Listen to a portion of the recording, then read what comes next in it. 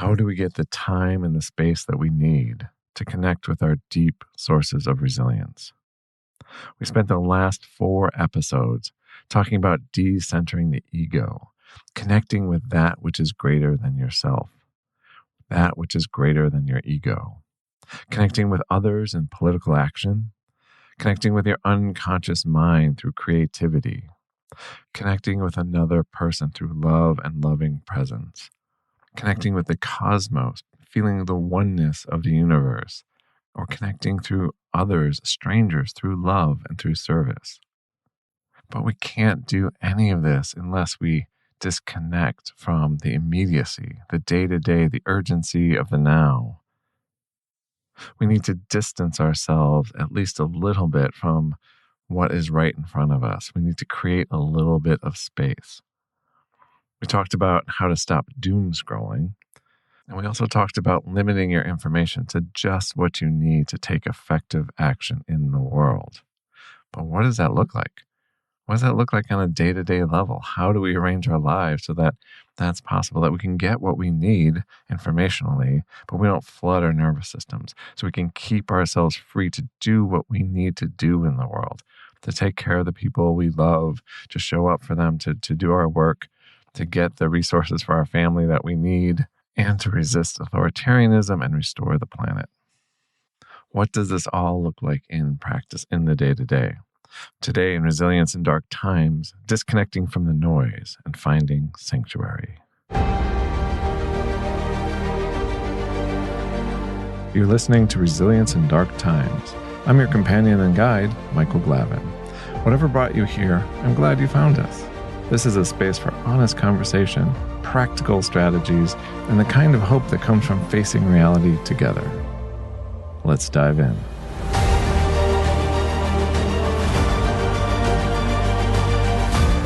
To start off, let's do a thought experiment together. Now think about your home. It could be if you live in an apartment, your apartment. If you live in a house, your house. Think about your living space. Now imagine that you're there all alone, so it's just you.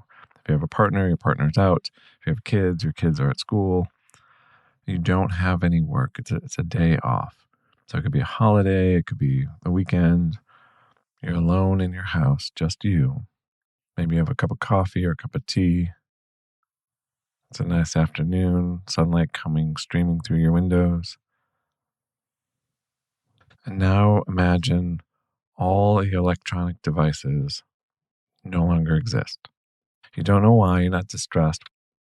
You don't have a phone. You don't have a laptop. You don't have internet connection. You don't have cable TV or antenna TV. You don't have a TV.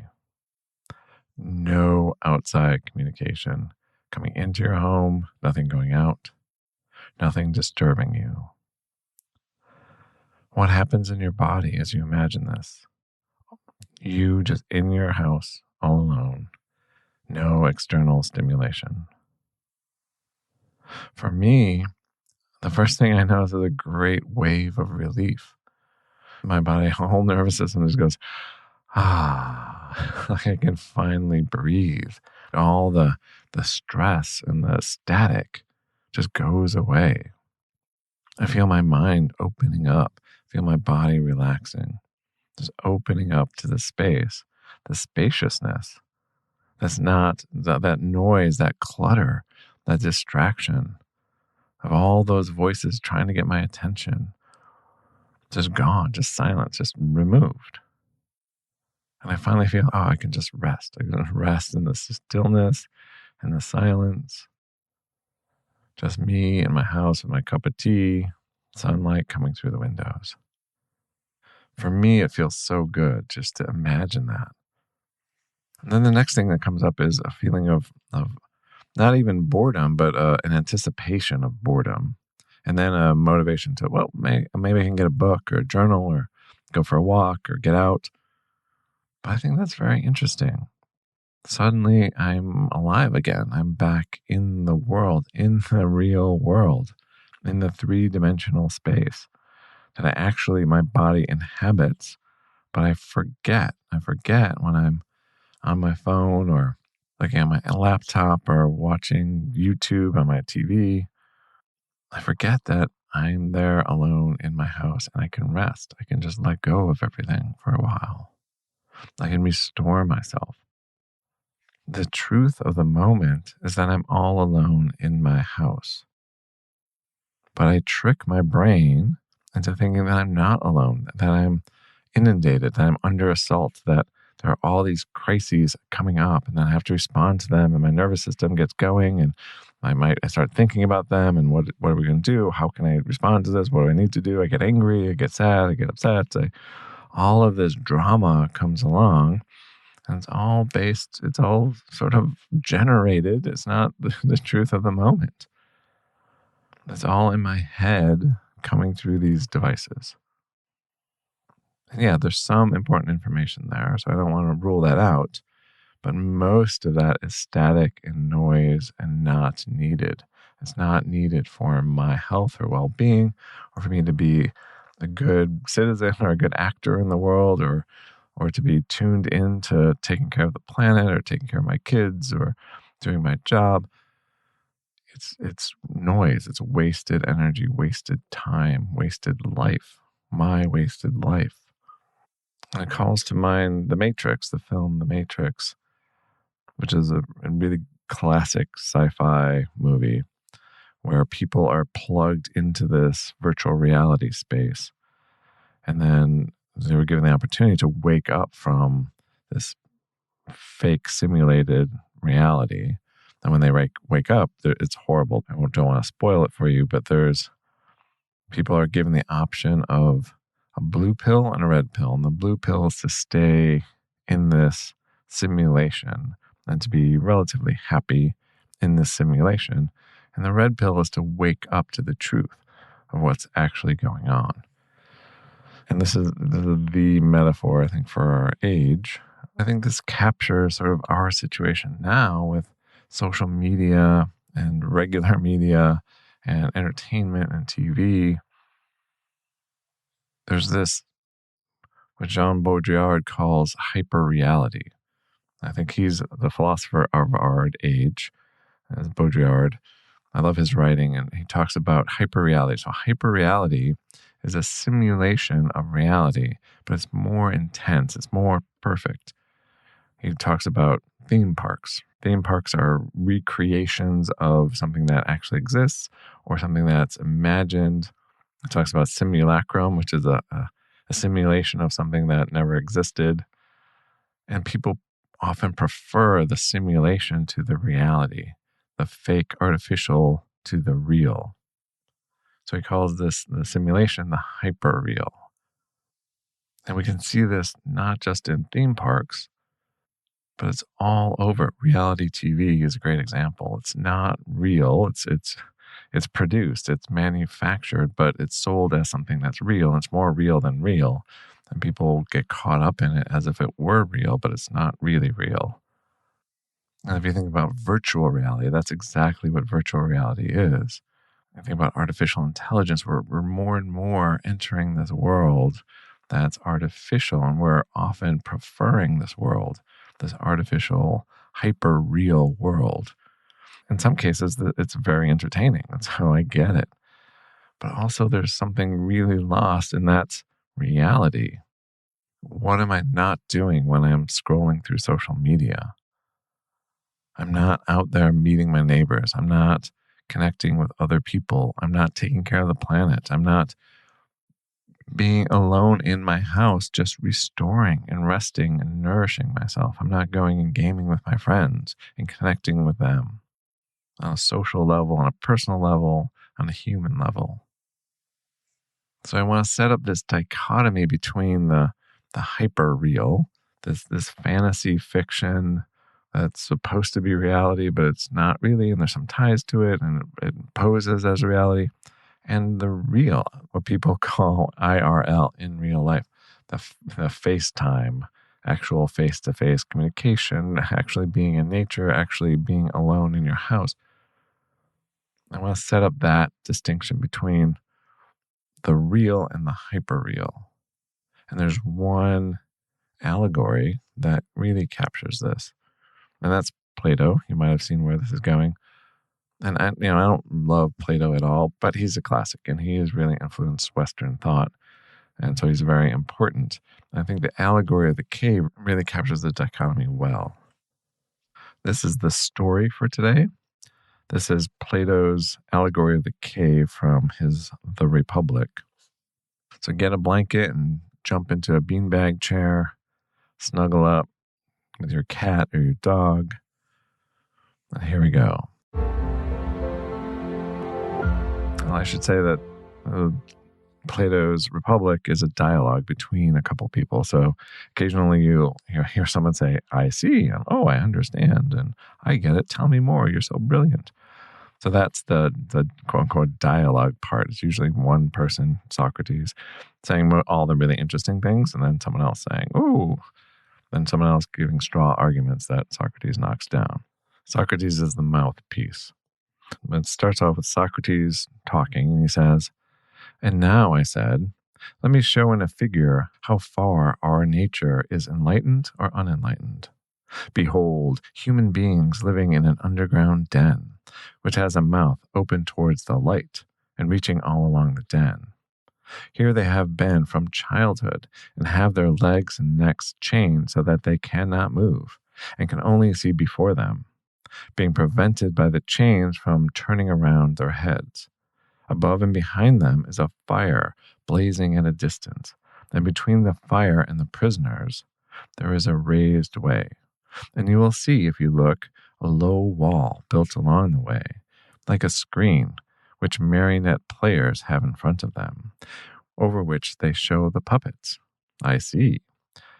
Do you see, I said, men passing along the wall, carrying all sorts of vessels and statues and figures of animals made of wood and stone and various materials, which appear over the wall? Some of them are talking, others silent.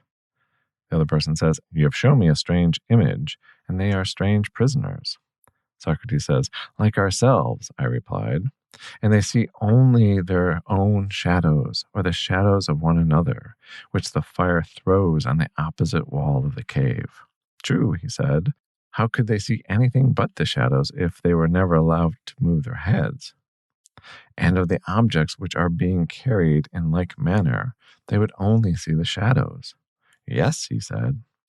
And if they were able to converse with one another, would they not suppose that they were naming what was actually before them? Very true. And suppose further that the prison had an echo which came from the other side. Would they not be sure to fancy when one of the passersby spoke that the voice which they heard came from the passing shadow? No question, he replied. To them, I said, the truth would be literally nothing but the shadows of the images. That is certain, he said.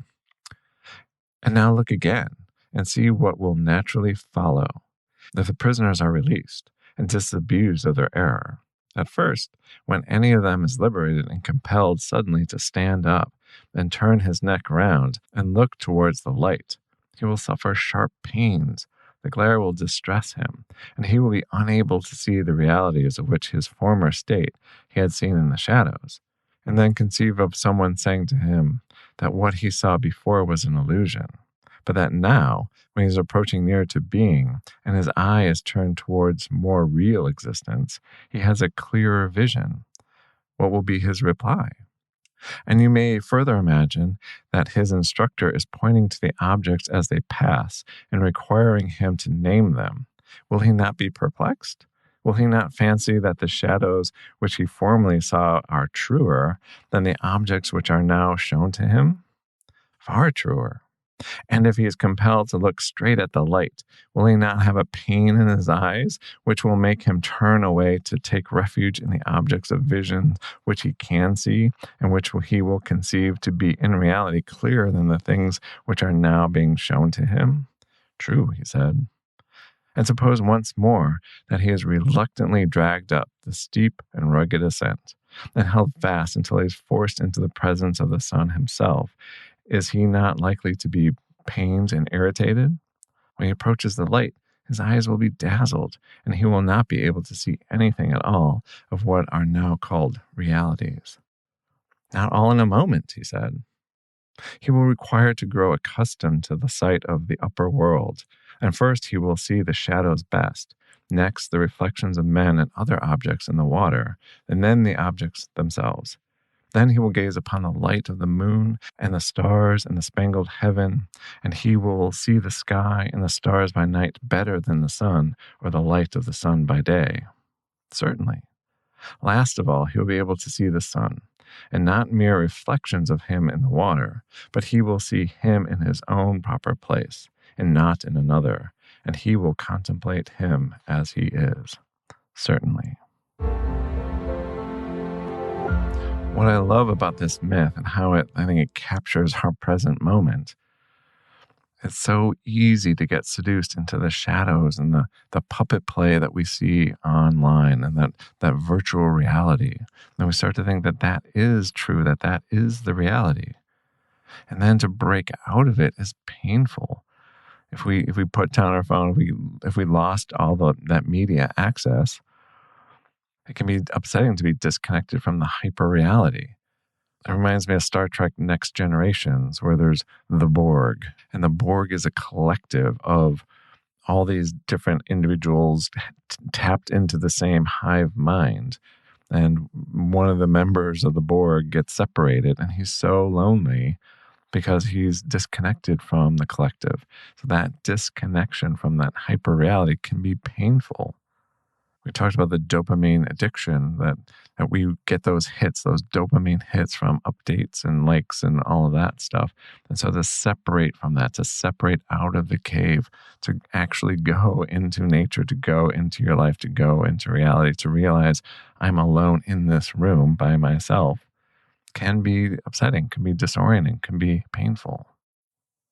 But if we're going to tap into these deeper sources of resilience, to tap into joining with others to create the future in politics, to tap into our own creativity, produce some work of art or some philosophy, if we're going to connect with the people we love in loving presence, then really be there for them. If we're going to connect with nature and the oneness of everything, if we're going to connect to strangers with love, we need to disconnect first from hyperreality. We need to disconnect from our devices, from the online presence, from the media, from the social media. But how do we do that? What does that look like? Sometimes it can feel like an impossible task. It's so inundated all of our lives. It's everywhere. So how do we separate out? How do we disconnect? How do we come back to reality, come back to the truth of the moment? But to understand how to do that, we need to understand the extended mind. Our mind doesn't just exist inside our brain. A better way to think of it is our mind existing outside of our body, drawing on our brain and our body and our environment and the things in our environment, including the people, the other beings, the creatures. Everything in our environment affects how we think, what we feel, what ideas we come up with, how creative we are, our mood, our mental state. There's a really good book on this called The Extended Mind, not surprisingly, by Annie Murphy Paul. And she collects all the research on the extended mind and all the different influences. One easy example is to think about our phones. Our phone is an extension of our memory. I mean, who remembers phone numbers? I know probably 3 or 4 phone numbers. I used to know many, many, many phone numbers. But I don't need to remember those phone numbers now because my phone does that for me. It's an extension of my memory. It's an extension of my mind. What about directions? I used to know how to get lots of places. I still know how to get to some places, but mostly I usually use maps to get to places. So my phone helps me navigate the world. It thinks through things for me. Technology gives us access to information. Calculators help extend the mind in terms of mathematical calculations. It's easy to see technology and technological devices extend our mind in many different ways. But that's not all there is. Architecture changes how we think about the world, changes our creativity and what ideas come to mind. They did this experiment where they had people in a room and there was a square on the floor. And there was 4 chairs, and the 4 chairs were inside the square. And so they asked people to be creative and come up with, I think it was a brick, how many different uses of a brick they could come up with. And so they came up with X amount. And then they did an experiment again with a different group, and they had the square on the floor, and they had all the chairs outside of the square. And then they did the same thing, and they asked how many different ways could you use a brick. And they came up with many, many, many more ideas for how to use a brick.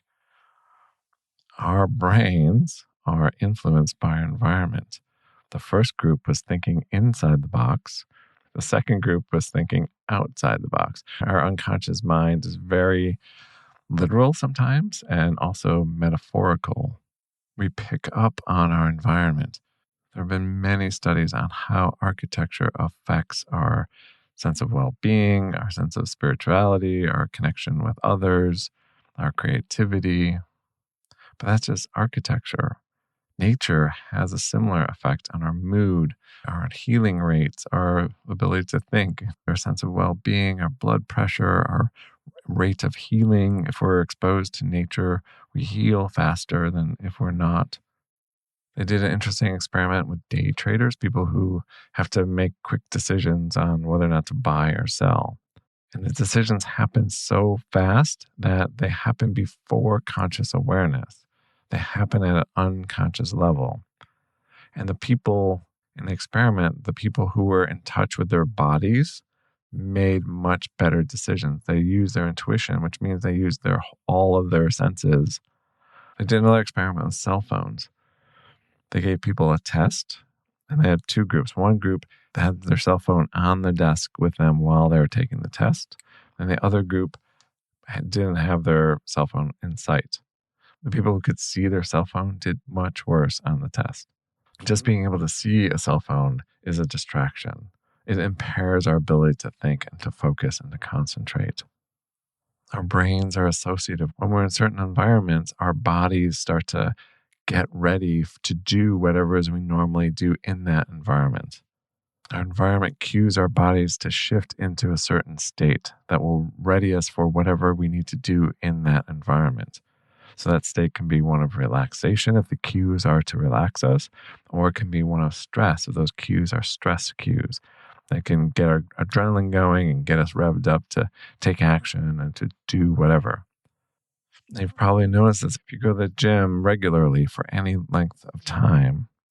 After a week or 2, you'll notice that once you put on your gym shoes and your shorts or your workout gear, whatever, you start getting energy. Your body starts to get ready to exercise. It's a really amazing thing because your body is being cued by its environment to get ready to do that thing, and it anticipates you doing. So what does this mean for us? It means if you're stressed out, if you can't sleep, if you're worried all the time, you probably have mixed everything up together and your body doesn't know what to do. You're giving your body the wrong signals. You're probably looking at your phone, which you've trained your body that your phone is a stress device, that there's going to be some bad news, some bad information, something that's going to make you anxious coming from the phone. But then you have your phone in the bed with you. And so then your adrenaline starts going, and then you can't sleep because your adrenaline's going. Or you do work from your laptop on your couch where you normally relax.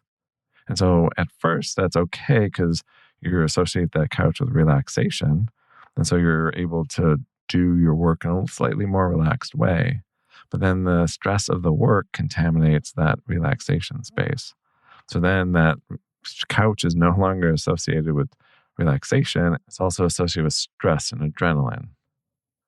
We need to separate out the stress and the distress and the adrenaline and the work and all of that into one bucket, and then have another bucket that's calm, peaceful, relaxing, nourishing, playful. And it's really important to not mix the two. I know that's really hard to do, but it's really important to start to separate those two things out. And the way I like to think of it is to have an on mode and an off mode. I'm now volunteering to protect our schools and the school children and their parents from being taken away. And so we have whistles and armbands and we patrol. And the idea is to alert people if there's a threat of them being taken and to give them information on their rights and about due process and right to remain silent, and that they should not be taken without a judicial warrant with their name on it, signed by a judge. So that's my on state. That's okay. I'm doing this in the world. It's stressful. It takes a lot of adrenaline, but that's my on state.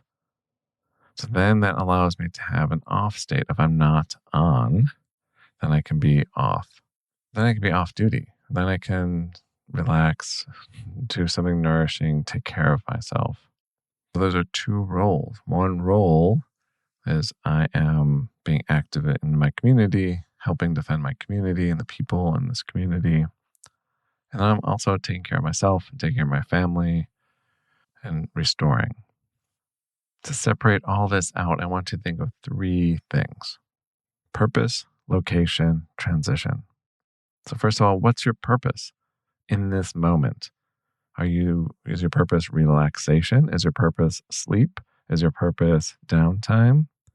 Or is your purpose being active, socially active in terms of the environment or climate, active in terms of being an informed citizen? What's your purpose? And to really separate those out so that you don't mix them. And then to tie that purpose, whatever that purpose is, to a location. Where you do your relaxation, you should not be doing your information gathering, your activism. And then the third thing is transition. So transition with rituals between one to the other.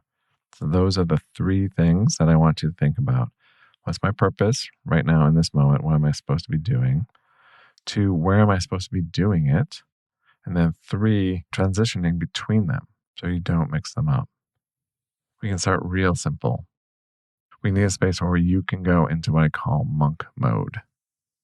So that can be a room, or that can be a chair, or that can be a place. And that place has no media in it, no electronics. So even if it's easier if you have a lot of space and you can dedicate a room to this, but it doesn't have to be. It can be a comfy chair. So in this chair, I do not look at my phone. I do not engage in any stressful media. I do not use my laptop. I do not do stuff for work. This chair is my relaxation chair. I come to this chair and I just relax. I can have tea here. I can write in my journal. I can read a book. It's my relaxation space. So I'd have that in your home, and also have that for your bed. So in your bed, you don't do anything stressful. Don't bring your laptop into bed. Don't bring your phone. If you have to have your phone, have it someplace farther away in the room, plugged in. So if you need an alarm or whatever, or if you need audiobooks or something like that, but don't ever look at news or social media on your phone in bed. You want that a place that cues relaxation and restoration. And then put other objects around in that space, like they can be candles or incense or electric candles or a fuzzy blanket or nice pillows or things to cue relaxation. And then have a place where you do stressful things. That's where that chair, that hardback chair with a desktop, that's where you go online and you read all your news, you get your information, you do your social media stuff, you look at videos, you do your job, whatever it is. And then when you walk away from that, you're leaving all that stuff there. You're walking away from it. And then have some transitional ritual to move from one to the other. I often see clients from home online. So I have a desk where I go and see my clients online. And before I go to sit down and see my clients, I put on a nice shirt. I put on a nice sport coat. And so then I'm assuming that role. I'm in that chair. I'm there present for them, with them in their pain, their sorrow, their suffering. But then when we're done, I get up and I take off that sport coat. I take off that fancy shirt. And I leave it there in that room. And I walk away and I go get some tea. And I can just let go of that stress. Might listen to some music, might do some breathing just to let go of that stress and transition to relaxation, transition to my life. They did an experiment with firefighters, and being a firefighter is a very stressful job, and high heart attack rates and depression and all sorts of things. And they did a real simple ritual with firefighters. When they got home from their job, right at the threshold, they just had them say, "I am home." That's it, before they walked into their home. And in doing that simple ritual, their blood pressure went down, heart attacks went down, life satisfaction went up, sense of well-being went up, because they're reminding themselves to let go of all that stress of the work, and that this is now the time. The purpose of this place is to bond with family and to nourish themselves and to relax and have recreation. Those transitions are so important. So that's what I want for you, is to set up a stress place where you do your stressful things that you need to do to get that information you need in order to take effective action in the world, but no more than that. And then create a space where it's just relaxation. It's no media, no distractions, just a place to chill out. And then have a ritual, a transition between one to the other. Your action item for the day is 4 things. 1, first do an assessment. Just notice when you're stressed out. Notice your media use. Notice how you're caught up in the matrix, how you're looking at the shadows on the cave wall. Just notice that. Notice the stress. Notice how everything is kind of blended together. You're trying to be present with your kids, but you're checking your phone, and et cetera, et cetera. I'm guilty of that too, so don't feel bad. First, just notice it. Then second, try to implement it. Set up a stress chair and set up a recreation chair. If you can do a room for each, awesome that you have that space, but just at least a chair, a space where you do your stressful things that you can walk away from, and a chair or a couch or something where you can chill out, no media, just a book or a cup of tea or whatever, something calming. So it's not like playing games on your phone. Games on the phone are great, but not in this space. It's monk mode. So you're in that space. You're not doing any media engagement. And then come up with a ritual that transitions between one to the other. So when you're doing your online stuff in your chair, just get up and say, "Okay, I'm done now." You can say, "I've done enough. I don't need to know anymore." Or, "I'm going to leave this here." Or, "Okay, I'm stepping away from the stress of the world for now," or whatever it is. Like, have some ritual, some mantra, some shaking, some breathing, some dancing, some playing music. Do something to mark the transitions away from the stress and into the recreation. And then also from the recreation into the stress, into the gearing up for what you need to do. That's good too. And the monk mode part, it could be a chair, but you can also go for a walk without your phone, without any devices, without podcasts. I love podcasts, obviously, but without that, just go be in nature, go for a walk, go to the park, 10 minutes, come back. If you start doing that as a ritual, then that's great. That's part of your reconnecting with the truth of your real life, not the hyperreality, not the fantasy, not the cave wall. And that opens up the space then to connect with nature, to connect with other people, to get politically engaged in the world, to do service for the community. Because that's where the resilience is. That's where the sustenance is. That's where the nourishment is. But it's so hard to connect with that when we're in this immediate responsiveness, the stress state of social media. And did you see this terrible video? And what about this? And And then you just get burnt out. And then you go on your phone and then you play a game, which is not restorative. It doesn't give you what you're really needing, which is to disconnect and not to do anything. to just be in the silence. Let yourself be bored. That would be awesome. And from that boredom then comes connection to the deeper stuff, the really sustaining stuff, the stuff that will give you the resilience you need. So 1 is do an assessment, do that for a few days. And then 2, set up a stress chair and then a relaxation chair. And then 3 is tweak it. Keep trying to create more and more relaxation cues in the relaxation chair, and to keep putting more and more of the stressful things in that stress chair so you can separate those out of your daily life. And then 4, join Substack, go on Substack. We have chats for all the episodes. And so participate in the community. Say how it went for you. Like, how is this going? Is it working? What's not working? What problems you're having? What tweaks you have that are really awesome? That's just about it for this episode. Next week, so I've been feeling more hopeful the last couple of weeks. And so the next episode I'm going to do on hope. I think hope is a double-edged sword. There's some ways that hope is so necessary for us to keep going and carry on. But also hope can make things worse when they don't turn out the way we want them to. And also hope can keep us inactive in some ways. If we're hoping for some future thing to happen, then I'm not taking the action I need now to make that thing happen sometimes. So we're going to explore hope, all the facets of hope, all the positives, the potential pitfalls. I'm looking forward to doing that with you guys. My final word will be that the community is really growing here. We're starting to get a sense of community and connection and purpose. So I would really encourage you to join Substack if you're not on it yet. It's free. Just subscribe to the Resilience in Dark Times podcast.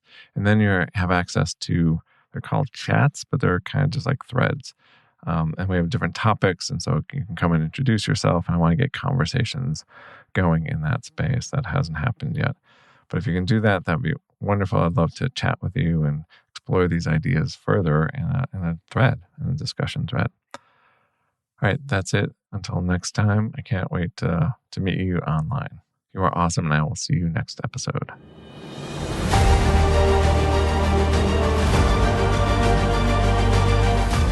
Thanks for listening to Resilience in Dark Times. Find all the resources mentioned in this episode at resiliencindarktimes.com, where you can join our supportive community.